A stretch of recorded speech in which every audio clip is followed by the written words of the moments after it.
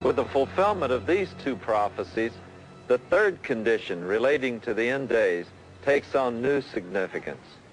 According to the prophets, the Temple of Solomon will be rebuilt on Mount Moriah before the final apocalypse overtakes mankind. The site of Solomon's temple is now occupied by the Dome of the Rock, the second most sacred mosque in the Muslim world. How then can this prophecy be fulfilled? Before 1948, only a handful of people believed that the Jews would ever re-establish their nation in Palestine. The idea that they would return to the old city of Jerusalem was considered impossible. As we have seen, the prophecies of the Bible have a remarkable way of coming true. So who can say that the temple will not be rebuilt? According to Jewish law, it is forbidden to desecrate any place of religious worship. So if the Jews cannot touch the mosque, who can? There can be an earthquake. The Arabs might decide to move it elsewhere. In any event, for those who believe the prophets, the mosque will move, and the temple will be restored on Mount Moriah. Over the last 2,500 years, Jerusalem has been under the control of the Babylonians, Persians, Greeks, Romans, the Turks, the British, and the Arab nations. Never until the events of recent history could the biblical prophecies about the end times have made sense. It was not until the oil crisis of 1973 that the full meaning of Zechariah's prophecy was revealed.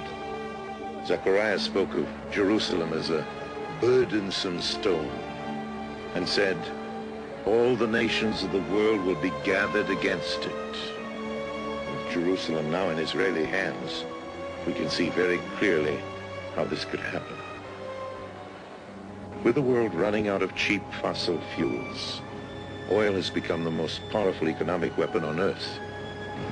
As alternative sources of power run out, everyone will become totally dependent on Middle East oil. As the industrial nations are brought to their knees by the power crisis, the Arabs will use their political power to try and gain control of Jerusalem and the holy places.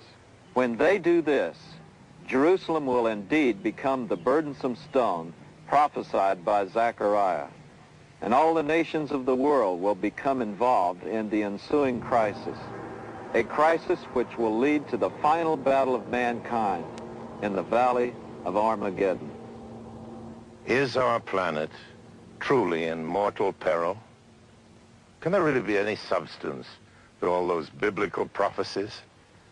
In our investigations, we spoke to some of the world's leading scientists. This is the situation of mankind. And if we consider that it has exploded, this situation, in the last 10, 15 years, we actually know that we are a few minutes before possible disaster. The truth is that I am one of those scientists who finds it hard to see how the human race is to bring itself and bring the human enterprise much past the year 2000. It's later than most people think. Whether it's 5 minutes to midnight or whether it's 10 minutes to midnight is debatable. I don't believe it. Emphatically not. I don't see it happening in that way. I'm not a fatalist in that respect. No. Well, I think the Earth has been here too long to all of a sudden just get up and just disappear. I think we'll go on living forever and ever. I think there will always be civilization, always. We'll make it. I won't be here. Is it pride, conceit, or ignorance that makes us feel invincible before nature? What is it that gives us the idea that our time on Earth is infinite and without end? The difficulty really is that so many people cannot absolutely envisage the possibility of the extinction of the race. As a matter of fact, my own brother says he can't envisage his own extinction. Speaking as a zoologist, I can't really look at mankind as anything other than one of the many different kinds of creatures that I've examined. And of course, one thing one knows immediately as a zoologist is that the human species one day will become extinct. I just don't want people to feel that they're here forever, that man is in some way different from other species. He's not. In this respect, he is just another animal.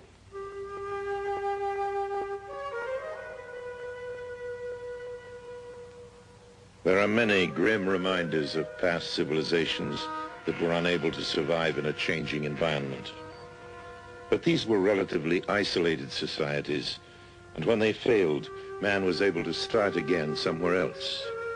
If modern civilization destroys itself, there won't be anyone left to pick up the pieces.